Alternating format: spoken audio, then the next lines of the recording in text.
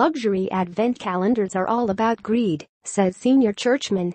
Reverend Dr Ian Paul, of the Church of England's Archbishop's Council, slated the greedy calendars, many of which are aimed at adults. Despite calendars traditionally having Christmas images behind each door, rather than a gift, department stores are selling versions containing perfume, whisky, and makeup. Last month, hundreds flocked to Upmarket Liberty in London's West End to grab a £175 beauty calendar, the contents of which are worth £500. Perfumer Jo Malone is offering its take for £300, with an old and rare whisky calendar on sale at £999.95. The Rev Paul called the new calendars deeply ironic and selfish. He said, "Christians use Advent as a time to remember two things. The first is Jesus is coming to us in poverty from the riches of his glory at the Father's right hand.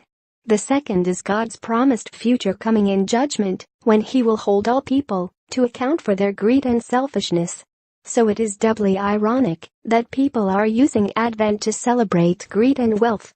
The adoption of religious symbols for such secular ends appears to demonstrate the absolute power of consumerism. It appears that there is no limit to the ideas that can be trampled on and colonized. John Lewis is selling 48% more calendars than at this time last year, the most popular being a £19.50 Lego calendar. For adults, it has a £100 Edinburgh gin calendar, a £63 Opie nail varnish version, and one containing pork scratchings for £18. Stephen Green, of Christian Voice, said, "Advent is not a time for feasting, it's a time for reflection and waiting.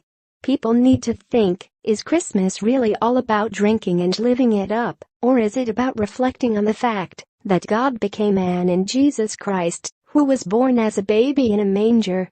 That's really what it is, that God became one of us. We can do without the silliness of alcohol and calendars."